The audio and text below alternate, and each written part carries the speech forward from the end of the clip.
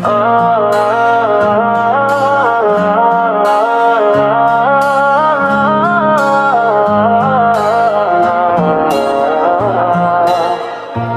ਦੀਆਂ ਰਹਿਮਤਾਂ ਨੇ ਸਾਡੇ ਉੱਤੇ ਸਾਏ ਨੇ, ਹਾਲਾਂਕਿ ਮੁਖਾਲਫਾਂ ਨੇ ਬੜੇ ਜ਼ੋਰ ਲਾਏ ਨੇ। ਸਾਰੇ ਟਿਕਟੋਕ ਤੇ ਮੋਬਾਈਲਾਂ ਵਿੱਚ ਖੜਕਾਂ, ਤਾਂ ਹੀ ਮੈਂ ਸ਼ਰੀਕਾਂ ਦੀਆਂ ਅੱਖਾਂ ਵਿੱਚ ਰੜਕਾਂ, ਤਾਂ ਹੀ ਮੈਂ ਸ਼ਰੀਕਾਂ ਦੀਆਂ ਅੱਖਾਂ ਵਿੱਚ ਰੜਕਾਂ, ਤਾਂ ਹੀ ਮੈਂ ਸ਼ਰੀਕਾਂ ਦੀਆਂ ਅੱਖਾਂ ਵਿੱਚ ਰੜਕਾਂ।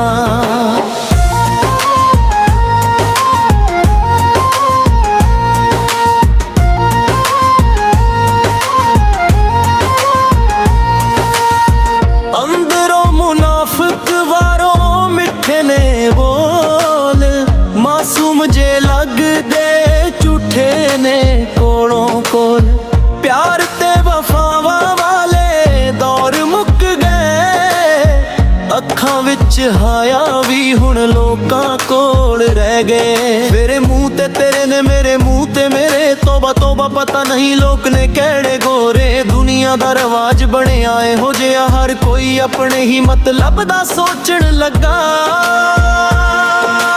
ਤੋਲਿਆਂ ਬੰਦਿਆਂ ਤੋਂ ਕਰਾਂ ਮੈਂ ਨਫ਼ਰਤਾਂ, ਇਸੇ ਕਰਕੇ ਸ਼ਰੀਕਾਂ ਦੀਆਂ ਅੱਖਾਂ ਵਿੱਚ ਰੜਕਾਂ।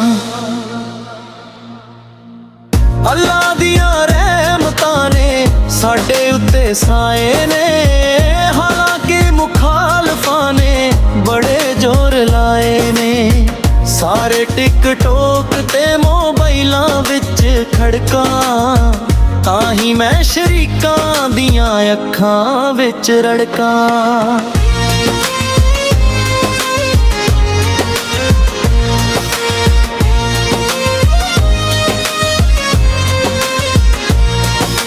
ਆਪਣੇ ਹੀ ਆਪਣੇ ਨੂੰ ਲਈ ਜਾਂਦੇ ਨੇ ਹਾਸੇ, 4 ਦਿਨਾਂ ਦੇ ਸਾਥੀ ਰੋਣੇ ਪਾ ਜਾਂਦੇ ਨੇ ਪਾਸੇ।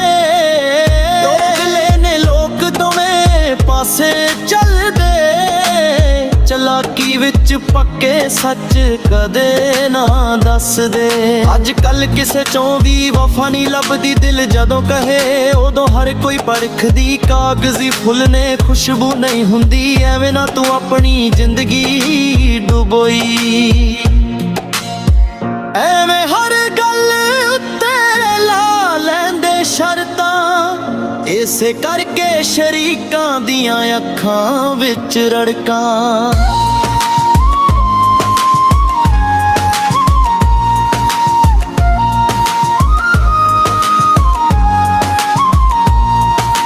ਆਪਣੀਆਂ ਕੀਤੀਆਂ ਦੇ ਫਲ ਸਭ ਪਾਉਣਗੇ, ਕਿਸੇ ਨੂੰ ਰਵਾਉਣ ਵਾਲੇ ਇੱਕ ਦਿਨ ਰੋਣਗੇ।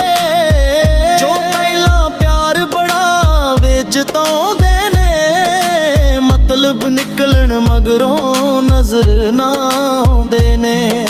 ਸਾਡਾ ਕਿਸੇ ਨਾਲ ਵੀ ਕੋਈ ਵੈਰ ਨਹੀਂ, ਕਿਸੇ ਦੀ ਜ਼ਿੰਦਗੀ ਵਿੱਚ ਮਿਲਾਇਆ ਜ਼ਹਿਰ ਨਹੀਂ। ਅੱਲਾ ਉੱਤੇ ਪੱਕਾ ਸਾਡਾ ਯਕੀਨ ਹੈ, ਜਿਸ ਨੇ ਬਣਾਇਆ ਅਸਮਾਨ ਤੇ ਜ਼ਮੀਨ। ਸਭ ਦੀਆਂ ਕਰਦਾ ਜੋ ਪੂਰੀਆਂ ਹਸਰਤਾਂ, ਇਸ ਲਈ ਸ਼ਰੀਕਾਂ ਦੀਆਂ ਅੱਖਾਂ ਵਿੱਚ ਰੜਕਾਂ।